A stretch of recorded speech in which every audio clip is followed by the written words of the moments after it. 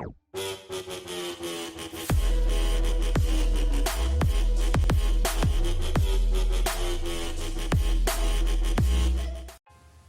what's going on, guys? Raiderpint here, back for another video. Today we're with K-Man. Oh, there you are. Here with K-Man here. Hello. And this is what I mentioned on my 300 subscriber video. This is what I kind of gave the hint to. This thing here, and it's kind of confusing. You know, nobody gets it. Not even K-Man. He's very confused. Yeah. So let's see. There you go, it just teleports there, we don't even know what happens. No. This game, we know exactly what happens. So we have all these little things here. I guess you want to say they're legs to a triangle. Is that correct, man? Yeah, they follow the leg pairs of the triangle. And what we see visually is the hypotenuse. So I've actually kind of shown people this, but everyone's saying it's sliding. So what I've done is I've gotten rid of all the areas where it could have slidden off.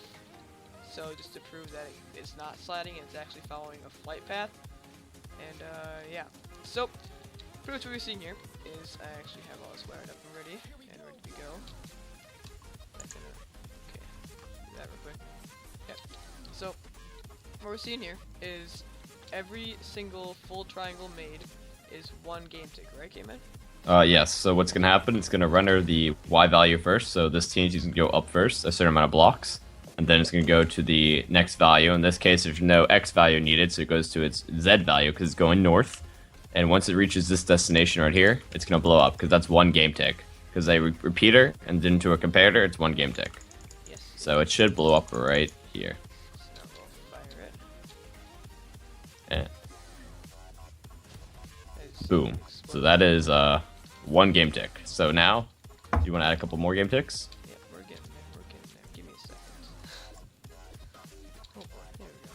So now we have 3 game ticks. Yeah, no, two. Because each repeater is 2 game ticks, right? So this is going to be 4 game ticks here, right? This repeater is 2. It's going to be 3. Okay.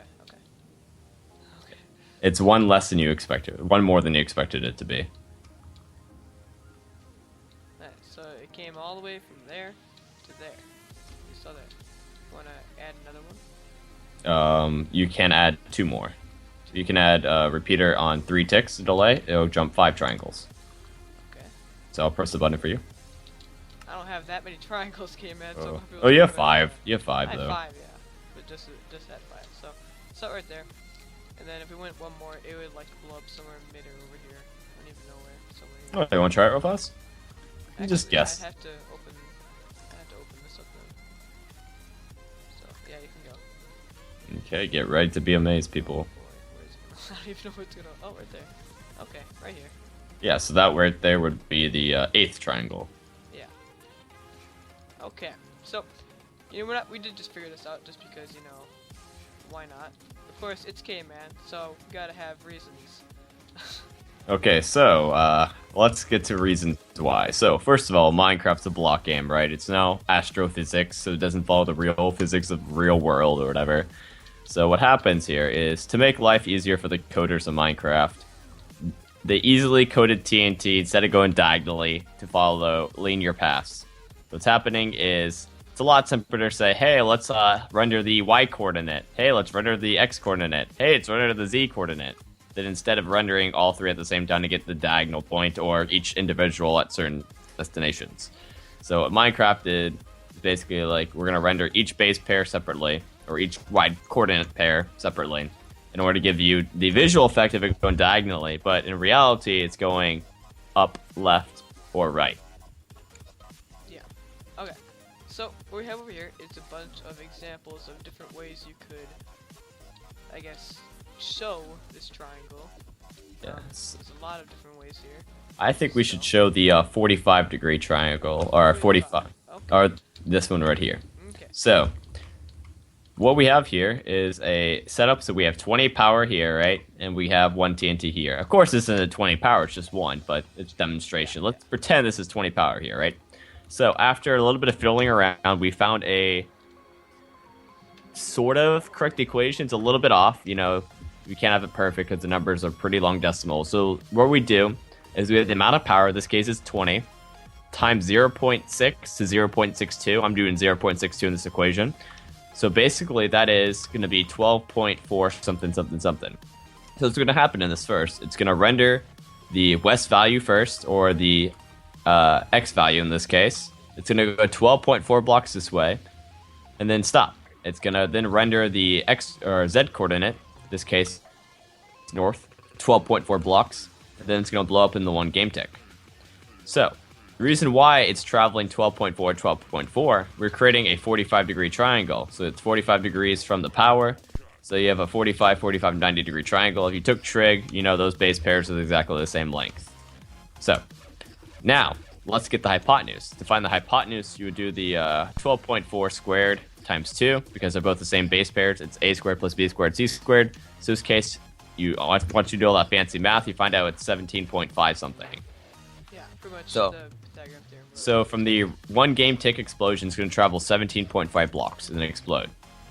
So if we travel over here to the linear, let's say we are exactly at 20 power again. It's one block in front, perfect alignment, you know, exact center of blocks. It should travel 17.5 blocks to get the same amount of distance as the hypotenuse over here.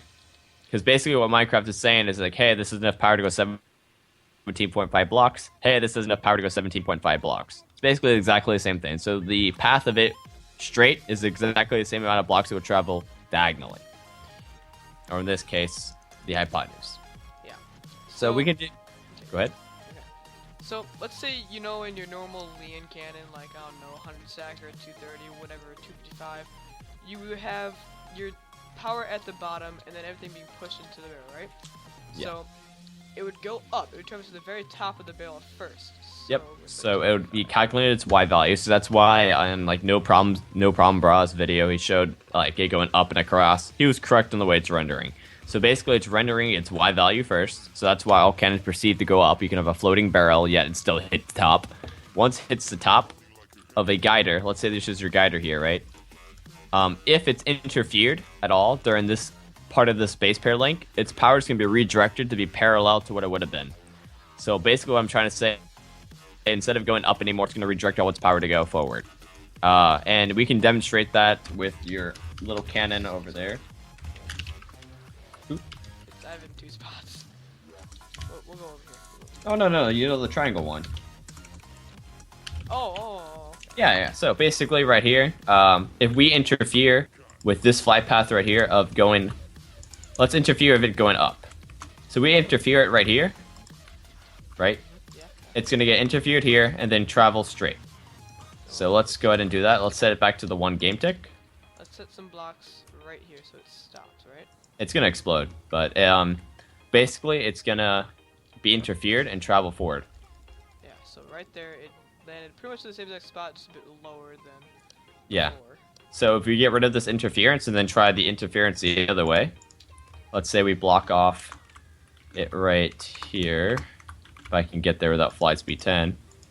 If I make this one game tick, it should explode. Well, I'm pretty sure it's going to explode a little bit upward. Not much, but... Yeah, pretty much. It'll be out of game tick. Okay. I'll be able to see it fly up here somewhere. Yeah. It's only one game tick, so it's going to be... or 2 game ticks. It's not going to be very high. Right up here. Yeah, so it's going to go parallel to what it would have been. Instead of going forward, then up, it got interfered on its forward destination, so it's going to revert to its only power left, which is its upward, because there's no velocity left in going forward, so all of its velocity is left going upward. Yeah. So those are kind of how this 55 works over here. My version, at least, is how mine works. You have literally just a 2-block gap right here. I could probably just patch this hole right here, or this little gap right here, and it would still work, because the TNT would go directly up first, stop, because there's no more velocity going up, and it goes just continue its velocity straight. Yep, it's no more velocity because the guy intercepted it. That's pretty much it. Yeah. Let's go back So to our little triangle. now you can do a lot of crazy crap regarding this. So you right here is a triangle of your normal one. Again, let's say this is 22 power, right? It'll go 17.5 blocks this way, then explode in one game tick, right? Let's say you invert this, it would go 17.5 blocks downward and explode right here. But regardless, it's going to take, instead of going up this time, it's going to go down first. So Y is prioritized. Then it's, in this case, you have your Z value because we have no X value in this version. So now you can do a lot of interesting stuff. So if you have a triangle here, right? Yeah. Like your normal 45 on the ground one, and you combine it with one of your upwards or downwards, you can do some crazy stuff. You can do 3-dimensional triangles now. So what happened first is it'll travel it down its Y value, right? It'll travel its X value. Then it'll travel its Z value. And this should still be around 17.5 blocks. I've not tested this. I'm pretty sure it's still going to be 17.5 blocks, though, depending on how much exposure is. But I'm pretty sure the 17.5 blocks is going to be the same as it going linearly. Yeah. So that's just the inverted version of this going down. So you can do some pretty crazy things with this, right? You can make no hammer cannons. Yeah, so I'll precisely explain how this works. So this is your normal triangle path, right? It would go down first and forward, right? But if we interfere the going forward part, let's say around like a little bit more than halfway, if we interfere it, right, what's going to happen is it's going to redirect its power going down then. So all the power you had going down would be redirected back here. So in a sense, you can stack sand without no hammer. I have a cannon on it. I'll give it to Pint one of these days. He can show you guys. If I'm too if you're worthy enough. patient, I'll just freaking make my own. But yeah, basically all you have to do is have the hammer go on a slab and the sand go on a head, and that would give you about the right degree of it going down. Because the most you can ever stack on this is around 170 or a little bit less than 170. This is due because if you have enough power going down, let's say you only want to go down 40 blocks, your cannon's at sky limit, it's going to go down 40 blocks, but then all the power is going to be redirected forward because you have to create your triangle. But since you only have 40 blocks power going down, if it hits the wall, it's going to have 40 blocks power going down once it hits the wall. So it's not going to be that efficient, though. So you can never get a 255 stacker with this. You can, but it's never going to be in one shot. Like, I got a cannon that does 255, but it literally takes like 8-9 shots. Not worth it using this method. Yeah. So this is a good method if you want to raid at like low Y levels from up high to mask your cannon. Instead of it being like a 255 stacker, like people think it would be, you'll actually be raiding like a Y50 or something stupid like that. And of course, you could probably somehow attach some one-shot sand and stuff in there with order of entities and Oh, stuff. yeah, we already have that made, so I'll give you the cannon. I know you already have maybe everything made. So, let's explain infinite left shooting for now. So, let's say you have your cannon set up like this. You have your power here. You have your sand and hammer fused together on the same block. Just to make things easier, let's say theoretically in the same Y value, even though they wouldn't be. So, what would happen first is your west value would be calculated first. So, it would go so-and-so blocks west. But if you have a wall, let's say this is your backboard, if it interferes before it turns to make its new direction, it'll redirect its power to go the other direction. So basically what I'm saying is if you interfere the path of it going straight, it's going to turn automatically and head this direction. That's pretty much what you're saying. So as long as you have enough power and you do this all in one game tick, like if you have 800 power, this can go 30 chunks plus easily. Use the equation if you want to see how much power it takes. But basically, you can have a left shooter that goes as many blocks as you want left. Because I know a lot of cannons that use left shooting are limited to a certain amount of chunks. I know there's some crazy 40 chunk ones now out there that use still trapdoor guiders. But there's a lot newer methods, like using the, I guess you want to call it the sliding effect, even though it's really not, just being its redirected force. In order to left shoot or right shoot, shoot upwards, down. You could also make a stacker or a cannon that shoots upward, no hammer, using the same method as the sand, but inverting this. So basically, you can shoot up a base without a watered backboard.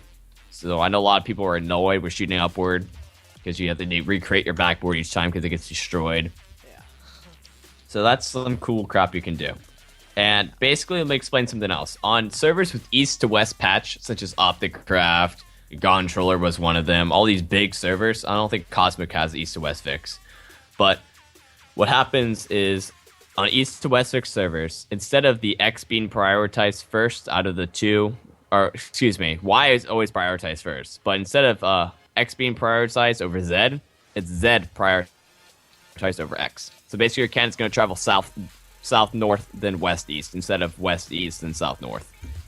And of course you'd have to change up, if you want to do an infinite left shoot, you have to change up how you would have this laid out. Yeah. You also can use this for mid-air stacking. Like, I'll give a demonstration right here. I'll draw something cool you can do. So let's say you have one cannon here, right? Let's say you have a ridiculous amount of power, so it makes this triangle here, right? And then you have another cannon, let's say right here. Let me get a different wool. If you have a certain amount of ratio of power, it's going to end up the same game tick. So basically, if you really wanted to, you can have cannons so far apart, but yet they still blow up in the same exact place. And you can have a mid-air stacker using this method. I see what you mean with that. Okay. So but you always have... That was really weird. One has a bunch of power, but the other one has less power to meet up with the other one. Yeah, but you always want to have this one a few blocks ahead, because sometimes the game decides to render it before it explodes. So you might want to have this a few blocks ahead, so it actually changes the velocity of this TNT. So you can do mid-air stackers like that. There's other ways you can do it. I'm not going to share until I have the cannon actually built, but we have an idea how to do a pretty cool roof cannon mid-air stacker. Not using this method, but a similar one. But of course, you would have to have these two cannons go at the same exact time. Yeah. Or you don't have to technically. You could have. Well, you could do something really stupid like this. Oh, I guess, yeah. It goes off in a few other game ticks later. I mean, that's still a lot of wiring between it. Oh yeah, but hey, It's cool design, I mean. Yeah, you can do cool crap like that using these triangles. So it's not going to revolutionize cannoning, but it's going to make people understand how cannons work a lot better. So when people think about designing cannons, it's about when you think about TNT being realigned, you basically have the TNT on the same side, so you don't make the triangles. So it's basically all these is. So you're going to have only 2 values instead of 3 values of coordinates to mess with. So if your TNT's aligned, it's going to go up, then over. But if it's not aligned, it's going to go up, over, then to the left or right. Yeah. So it... Pretty much all TNT, all sand, all gravel, all entities that can be shot. Even an anvil, right? Yeah. Even anvil don't... I tried figuring out if arrows follow this path. They don't. Arrows, yeah, arrows. Only if TNT was calculated like arrows, TNT would be a lot more better. Yeah. But, so all this stuff works for TNT, all the stuff that can be shot as an entity except arrows, because arrows are freaking better codedly, but I mean, but yeah, so you can definitely make some creative things with this, I mean, if you can get like a no hammer cannon that can stack like more than 170, that'd be really cool. But of course, I don't know if you could have explosions on, could you? 'Cause you have, What do you mean? like explosions on like your cannon would have to be protected by like bedrock or something. No, you can have it. No, you have water it. Well, it's on like a slab. Oh, but it dips down into water. Oh, okay. I Yeah. see. Yeah. So it can work fine without it having bedrock and protected, but it's gonna be a lot harder to get timings correct though. But hey, Yeah, it's of course. possible. I'm gonna have some of these cannons out. Probably some of them gonna be K-Man, so I'll give credit to him. He already showed me the frickin' infinite left shooter one, so that's already done. Know that. He created the already no hammer cannon, right? With the Yeah. I first tested with command blocks, and then I made the actual cannon. Just saying, people, if you want to figure out a way to mess with cannons and these triangles, I would use command blocks first with the summon, falling sand, and summon a prime TNT. It helps out a lot for mapping stuff out because you can get the exact coordinates you want. So yeah, if you make any of these cannons with that are solely based on these triangles, like the no hammer cannon and stuff like that, I'll show it in the Cannon of the Week episodes. Don't know if K-Man knows what I'm talking about, but I mean, yeah. So yeah, if you guys enjoy this video, make sure you if you have any questions, first of all, ask K-Man. And I'm just saying I'll this try. now. I'll try. People who helped out on this with, for me personally, helped me with this was Canex, ISOP, Get Milked, and there's a few other people who thought they have the idea of this. Like I know Scrub on Roy's commented on ISOP's video saying they figured this out. Him and Canex and Conquer, they did. They figured out it goes left and right, but they didn't understand why. I know like No Problem Bro's video showed it going up then over. There's a few other videos like bypassing corner pillars. He had no idea what was going on. He didn't even touch the corner pillars. He just went around it using the triangle method, diagonal TNT. Yeah, he didn't even know what's going on. He didn't have no idea what was going on. Now there's a lot of videos that people can't explain how TNT flies, but with this knowledge in mind, you can explain a lot of stuff now. So, And yeah, I think there's actually one more thing we forgot though. really. Yeah, so let's go back to this little cannon over here, right? Yeah, yeah. So, if you have a slab, it's gonna go. Oh yeah. It's gonna go up very little, but over really far. This is due to its angle. So if you change it to a trap door, it's gonna go very little up, or very high up, but very little over. And then if you change it to a ladder, it's gonna go equal base pairs up and equal base pairs over. But in this instance, it would not go equal because the realignment's a little bit off. Yeah. But it's about the same for 45-degree angles. And then anything less than a 45, it's going to change the flight path. So you can't use my calculation I gave you, the 0.62, to figure out the base pair lengths for slabs and trapdoors. It only works for a perfect 45-degree and a little bit under and above. Because the legs have to be the same. It has to be a right triangle, pretty much. All these create right triangles. It's just some of them create equal base pairs and others don't. Yeah. So I think that's a majority of it. There's going to be some other stuff we have not mentioned yet, like we either forgot or we don't know yet ourselves. Yeah. But regardless of this, there's a lot of stuff you could do with this. From my experience with the slabs, just like the first couple triangles, depending on how much power you have, I've always found out that this is like complete math terms right here. Like the slope would be rise over run, and the rise is always like half of the run. From what I've experienced with the first couple triangles, depending on how much power you have. So, if you want to use that somehow, you can. Like this one is 12 over 24, and this one's 9 over 18. So yeah, that's just what I've seen.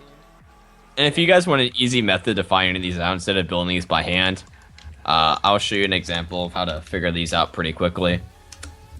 This only works for TNT shooting upward. It does not work for TNT shooting anywhere else. Streams. It's trapdoors. Oh yeah. I'll show you other ways if you want to figure them out other ways. I'll show you. K-Man likes his trapdoors though. Trapdoors? No.